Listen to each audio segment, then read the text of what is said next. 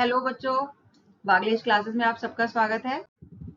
बच्चों, आज हम हिंदी की बुक संचयन के लेसन सपनों के से दिन इस लेसन के क्वेश्चन आंसर्स करेंगे और साथ ही इसके कुछ पीवाईक्यूज हैं जो कि बोर्ड एग्जाम्स में पूछे गए हैं, वो भी करेंगे।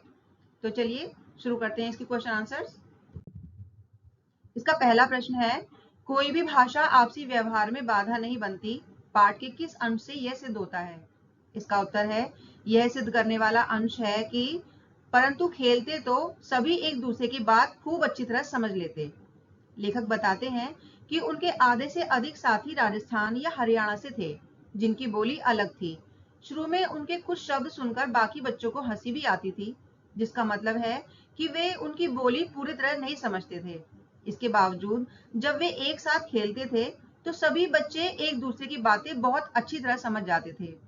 ये स्पष्ट करता है कि आपसी व्यवहार में भाषा का अंतर कोई बाधा नहीं बनता। अगला प्रश्न है, पीटी साहब की शाबाश फौज के तमगोसी क्यों लगती थी, स्पष्ट कीजिए। इसका उत्तर है, पीटी साहब की शाबाश बच्चों को फौज के तमगो यानी मेडल जैसी इसलिए लगती थी क्योंकि वह स्कूल के सबसे सख्त और डरावने अध्यापक थे। वह जरा सी गलती पर भी बच्चों को बुरी तरह मारते और कठोर सजा देते थे। ऐसे सख्त आदमी से शाबाश मिलना एक दुर्लभ घटना थी। बच्चों के लिए यह किसी बड़ी जीत या सम्मान से कम नहीं था, क्योंकि यह उनकी परफेक्ट परेड और अनुशासन का प्रमाण होती थी। उनकी एक शाबाश का मूल्य बाकी सभी मास्टरों की साल भर की गुड टिप्पणियों से भी कहीं ज्यादा था। अगला प्रश्न है, नई श्रेणी में जाने और नई कॉपियों और पुरानी किताबों से आती विशेष गंध से लेखक का बालमन क्यों उदास हो उठता था?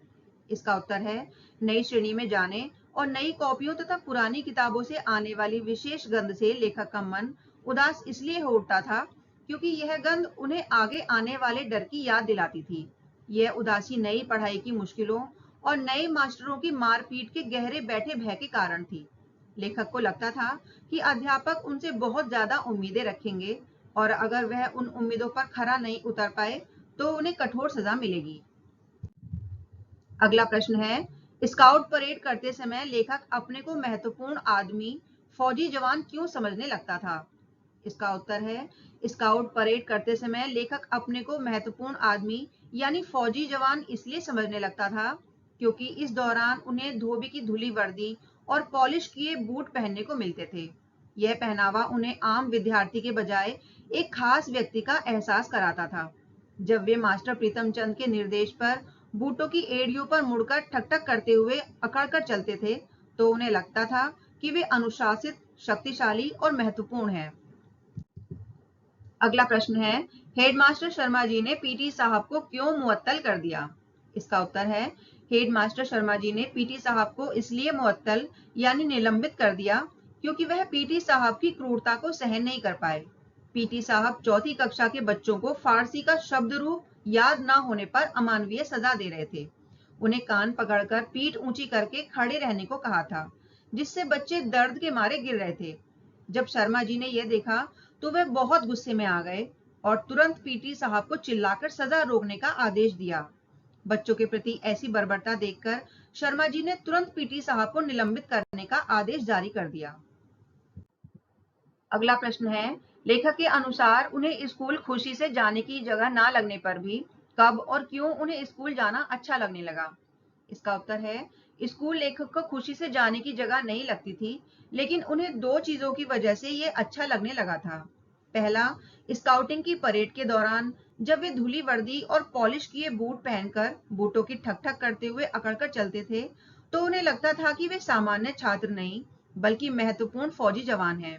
दूसरा, जब पीटी साहब उन्हें शाबाश कहते थे तो उनकी यह दुर्लभ प्रशंसा बच्चों को किसी बड़े सम्मान या मेडल से कम नहीं लगती थी, जिससे उन्हें स्कूल में अच्छा महसूस होता था। अगला प्रश्न है, लेखक अपने छात्र जीवन में स्कूल से छुट्टियों में मिले काम को पूरा करने के लिए क्या-क्या योजनाएं बनाया करता था और उसे पूरा ना कर पाने की स्थिति में किसकी भांति बहादुर बनने की कल्पना किया करता था? इसका उत्तर है, लेखक और उनके दोस्त छुट्टियों का काम पूरा करने के लिए योजनाएं बनाते थे। वे सोचते थे कि अगर हिसाब के 200 सवाल हैं, तो रोज 10 या 15 सवाल निकालकर काम को समय पर खत्म कर लेंगे। हालांकि जैसे जैसे छुट्टियां भागने लगती थी और काम बाकी रह जाता था, उन्हें स्कूल की पिटाई का डर सताने लगता था। इस डर को कम करने के लिए वे उन बहादुर सहपाठियों की तरह सोचने लगते थे जो काम करने के बजाय मास्टरों की पिटाई खाना सस्ता सौदा समझते थे।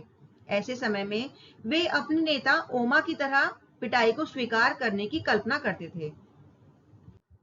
अगला प्रश्न है, पाठ में वर्णित घटनाओं के आधार पर पीटी सर की चारित्रिक विशेषताओं पर प्रकाश डालिए। इसका उत्तर है, पीटी सर एक अत्यधिक सख्त और गुस्सैल अध्यापक थे जो अपनी कठोर सजा के लिए जाने जाते थे। उनका रौबदार व्यक्तित्व, जिसमें उनकी तेज आंखें और बूटों की आवाज व कठोर सजा बच्चों में हमेशा डर बनाए रखता था। वे अनुशासित परेड करवाने में बहुत कुशल थे और उनकी एक शाबाश बच्चों को सबसे बड़ा सम्मान लगती थी। वह अपने तोतों से मीठी बातें करते थे और उन्हें बादाम खिलाते थे, जो उनके दोहरे व्यक्तित्व को दर्शाता है। अगला प्रश्न है, विद्यार्थियों को अनुशासन में रखने के लिए पाठ में अपनाई गई युक्तियों और वर्तमान में स्वीकृत मान्यताओं के संबंध में अपने विचार प्रकट कीजिए। इसका उत्तर है, विद्यार्थियों को अनुशासित रखने के लिए पाठ के समय में डर और शारीरिक सजा का इस्तेमाल होता था। पीटी सर जैसे शिक्षक बच्चों को सजा देकर अनुशासन बनाते थे। इसके विपरीत आज की शिक्षा बाल मनोविज्ञान पर आधारित है, जो शारीरिक दंड को पूरी तरह गलत मानती है। अब अनुशासन का मतलब बच्चों में डर बिठाना नहीं, बल्कि प्यार, विश्वास और सम्मान के जरिए उनमें आत्म अनुशासन और जिम्मेदारी पैदा करना है। शिक्षक अब मार्गदर्शक की भूमिका निभाते हैं, जो बच्चों की गलतियों पर सजा देने के बजाय उन्हें सकारात्मक तरीके से सुधारते हैं। अगला प्रश्न है, बचपन की यादें मन को गुदगुदाने वाली होती हैं, विशेषकर स्कूली दिनों की। अपने अब तक के स्कूली जीवन की खट्टी मीठी यादों को लिखिए। इसका उत्तर है, मेरे स्कूली जीवन की सबसे खट्टी यादें होमवर्क ना करने पर मिली सजा या गणित के टीचर का डर है। एक बार क्लास में झूठ बोलने पर मुझे डेस्क पर खड़ा किया गया था। वह शर्मिंदगी मैं आज भी याद करता हूँ। पर इन खट्टी यादों पर हमेशा मेरी मीठी यादें हावी रही हैं। दोस्तों के साथ टिफिन चुराना, टीचर के ना होने पर क्लास में खूब शोर मचाना और खेल के मैदानों में घंटों बिताना, ये सब शरारतें बहुत मजेदार थी। मुझे सालाना नाटक की तैयारी और अंत में मिली तालियां भी खूब याद हैं। कुल मिलाकर मेरे स्कूल के दिन डर, दोस्ती और छोटी छोटी खुशियों से भरे हुए थे, जो मेरे जीवन की सबसे अच्छी यादें हैं। अगला प्रश्न है, प्राय अभिभावक बच्चों को खेल कूद में ज्यादा रुचि लेने पर रोकते हैं और समय बर्बाद ना करने की नसीहत देते हैं। बताइए, खेल आपके लिए क्यों जरूरी है? और अगला, आप कौन से ऐसे नियम कायदों को अपनाएंगे जिससे अभिभावकों को आपके खेल पर आपत्ति ना हो? इसका उत्तर है, पहले वाले का देखते हैं क्या का, कि खेल आपके लिए क्यों जरूरी है। तो इसका उत्तर है, खेल क्यों जरूरी है? खेल हमारे लिए बहुत जरूरी है क्योंकि यह हमें शारीरिक रूप से स्वस्थ और मानसिक रूप से तरोताजा रखता है। इससे हम टीम वर्क, अनुशासन और हार जीत को स्वीकार करना सीखते हैं, जो हमें पढ़ाई और जीवन दोनों में मदद करता है। अगला पॉइंट है, आपत्ति कैसे दूर करें? अभिभावकों की आपत्ति दूर करने के लिए हमें निश्चित समय सारणी बनानी चाहिए। हमें पहले होमवर्क और पढ़ाई पूरी करनी चाहिए और उसके बाद ही तय समय पर खेलने जाना चाहिए। उन्हें यह भरोसा दिलाना जरूरी है कि खेलने से हमारी ऊर्जा बढ़ती है और हम ज्यादा अच्छे से पढ़ पाते हैं, न कि समय बर्बाद होता है। बच्चों, इस लेसन के क्वेश्चन आंसर्स यहीं पर समाप्त हो जाते हैं। अब कुछ पीवाईक्यूज हैं जो कि बोर्ड एग्जाम्स में पूछे गए हैं। इसमें 2024 में पूछा गया प्रश्न है, सपनों के से दिन पाठ में लेखक और उसके साथी किस प्रकार गर्मियों की छुट्टियां बिताया करते थे? आप गर्मी की छुट्टियों में क्या करते हैं, लिखिए। इसका उत्तर है, लेखक और उनके दोस्त गर्मियों की छुट्टियों में अपनी नानी के घर जाकर खूब दूध दही खाते थे और घर के पास के तालाब में घंटों नहाते थे। लेकिन छुट्टियां खत्म होने के करीब आते ही उनका सारा मजा खत्म हो जाता था और उन्हें स्कूल का होमवर्क पूरा ना होने पर पिटाई का डर सताने लगता था। इसके विपरीत मैं अपनी छुट्टियों के शुरू में ही होमवर्क खत्म कर लेता हूँ। उसके बाद बाकी समय में परिवार के साथ घूमने जाता हूँ या दोस्तों के साथ खेल कूद में हिस्सा लेता हूँ, ताकि शरीर और दिमाग दोनों को आराम मिल सके। अगला प्रश्न है, सपनों के इसी दिन पाठ के आधार पर लिखिए कि बच्चों का खेल कूद में अधिक रुचि लेना अभिभावकों को अप्रिय क्यों लगता है। पढ़ाई के साथ खेलों का छात्र जीवन में क्या महत्व है? इससे किन जीवन मूल्यों की प्रेरणा मिलती है? इसका उत्तर है अभिभावकों को बच्चों का खेल कूद में ज्यादा रुचि लेना इसलिए अप्रिय लगता है क्योंकि पाठ के समय में खेल को समय की बर्बादी मानते थे। उन्हें डर रहता था कि बच्चा पढ़ाई से पिछड़ जाएगा और साथ ही चोट लगने या कपड़े खराब होने की चिंता भी रहती थी। हालांकि पढ़ाई के साथ खेलना बहुत जरूरी है क्योंकि यह हमें शारीरिक और मानसिक रूप से स्वस्थ रखता है। खेल से हमें अनुशासन, टीम वर्क और मुश्किलों का सामना करने जैसे जरूरी जीवन मूल्य सीखने को मिलते हैं जो हमें जीवन में सफल बनाते हैं। अगला प्रश्न है, सपनों के इसी दिन पार्ट में अंग्रेजों द्वारा गांव वालों को सेना में भर्ती करने के लिए नौटंकी का सहारा लिया गया। वर्तमान समय में प्रचार प्रसार के साधनों के तरीकों में क्या अंतर आया है? इसका उत्तर है सपनों के इसी दिन पार्ट में अंग्रेजों द्वारा गांव वालों को सेना में भर्ती करने के लिए नौटंकी, मस्खरों के गाने और खुले मैदान में दृश्य दिखाने जैसे पारंपरिक और स्थानीय तरीके अपनाए जाते थे। उस प्रचार की पहुंच बहुत सीमित होती थी।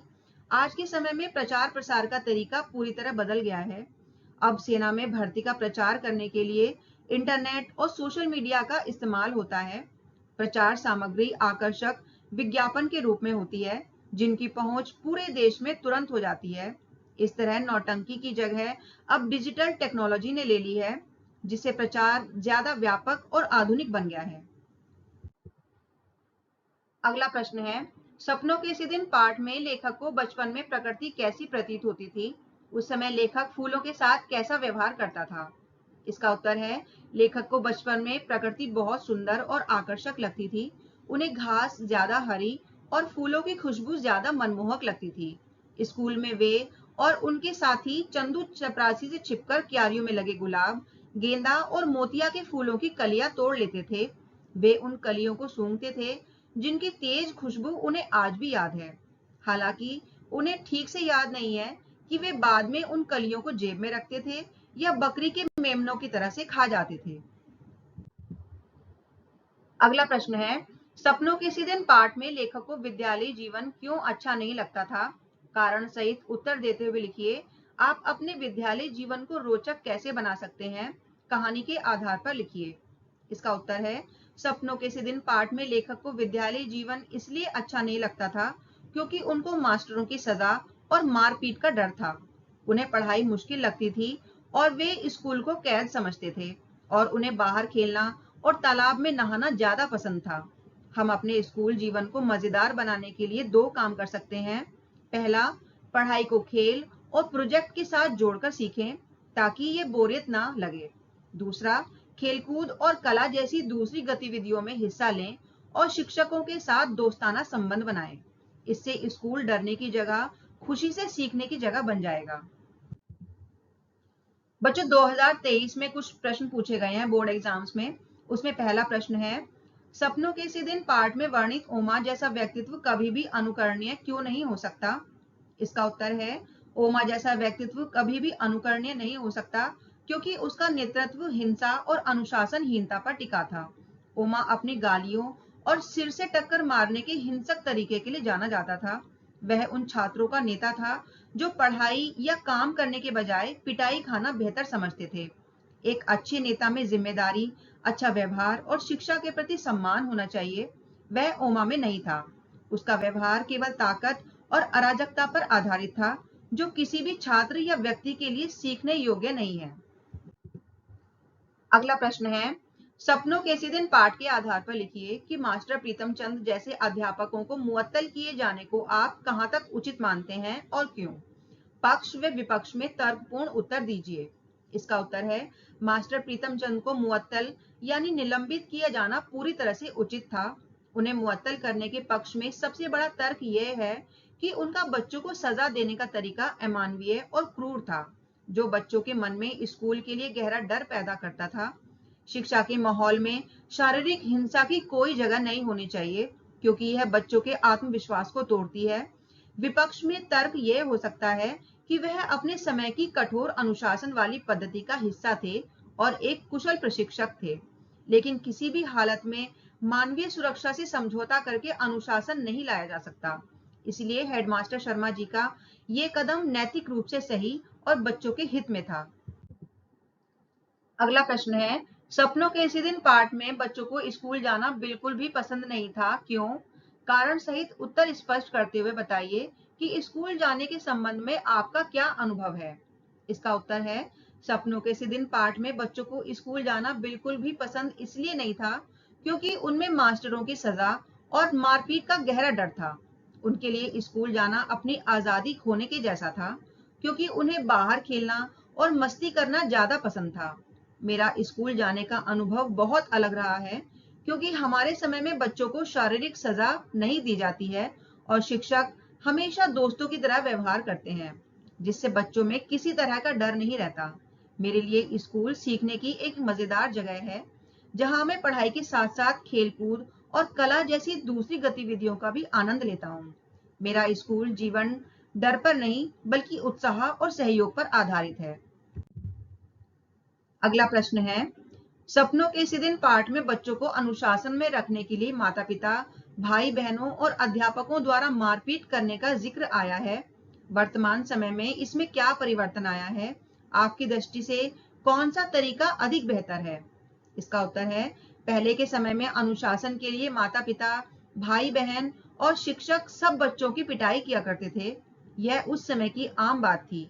आज के समय में इसमें बहुत बड़ा बदलाव आ गया है। अब शारीरिक दंड पूरी तरह से मना है और इसे गलत माना जाता है। अब बच्चों को डराने के बजाय बातचीत, प्यार और प्रोत्साहन के जरिए अनुशासित किया जाता है। मेरी नजर में वर्तमान का यह तरीका कहीं ज्यादा बेहतर है क्योंकि मारपीट से बच्चे डरपोक बनते हैं, जबकि प्यार और समझ से वे जिम्मेदार और आत्म अनुशासित बनते हैं। अगला प्रश्न है, वर्तमान में विद्यालयों में बढ़ती हुई अनुशासनहीनता को देखते हुए मास्टर प्रीतम चंद जैसे अध्यापकों की आवश्यकता है। इस कथन से सहमति या असहमति के संबंध में अपने तर्क सम्मत विचार लिखिए। इसका उत्तर है, मैं इस कथन से असहमति रखता हूँ। वर्तमान में स्कूल में अनुशासनहीनता बढ़ने पर भी हमें मास्टर प्रीतम चंद जैसे अध्यापकों की आवश्यकता नहीं है। मास्टर प्रीतम चंद का तरीका शारीरिक दंड और बच्चों में डर पैदा करने पर आधारित था, जो क्रूर और अमानवीय है। यह अनुशासन अस्थायी होता है और बच्चों के मन में स्कूल के प्रति नफरत पैदा करता है। अनुशासनहीनता को खत्म करने के लिए हमें भय नहीं बल्कि समझ, संवाद और विश्वास का इस्तेमाल करना चाहिए। शिक्षकों को बच्चों को सकारात्मक तरीके से आत्म अनुशासित बनना सिखाना चाहिए।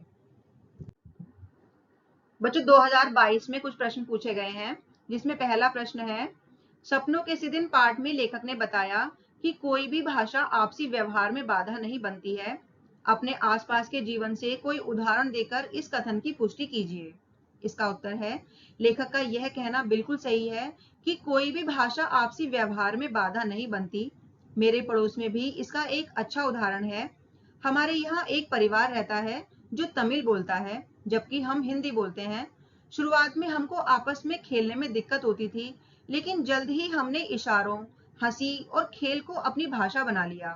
क्रिकेट में बॉल पास करने या आउट कहने के लिए शब्दों की जरूरत नहीं पड़ी। धीरे धीरे हमने एक दूसरे की भाषा के कुछ आसान शब्द भी सीख लिए।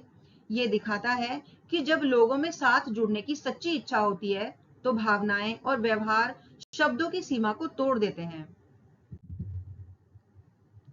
अगला प्रश्न है, सपनों के इसी दिन पाठ के आधार पर बताइए कि लेखक की हैरानी का क्या कारण था और क्यों। इसका उत्तर है, लेखक की हैरानी का मुख्य कारण मास्टर प्रीतम चंद्र का दोहरा व्यक्तित्व था। बच्चों को यह बात समझ नहीं आती थी कि जो मास्टर जी स्कूल में उन्हें क्रूरता से पीटते थे और जिनकी दहकती आंखें सबको डराती थी, वही व्यक्ति मुअत्तल होने के बाद अपने तोतों के साथ कितना प्यार और कोमलता से पेश आता था। वह उन्हें बादाम छीलकर खिलाते थे और मीठी मीठी बातें करते थे। लेखक इस बात से हैरान थे कि इतना हिंसक व्यक्ति छोटे जीवों के प्रति इतना स्नेह कैसे दिखा सकता है। उन्हें यह व्यवहार एक चमत्कार जैसा लगता था। तो बच्चों, इसी के साथ इस लेसन के क्वेश्चन आंसर्स और इसकी PYQs यहीं पर समाप्त हो जाते हैं। मैं आशा करती हूँ आपको सभी के उत्तर समझ में आए होंगे। अगर आपको ये वीडियो पसंद आई है तो वीडियो को लाइक और शेयर करें और चैनल को सब्सक्राइब करना बिल्कुल ना भूलें, जिससे आने वाली वीडियोस आप तक आसानी से पहुंच सकें। Thank you.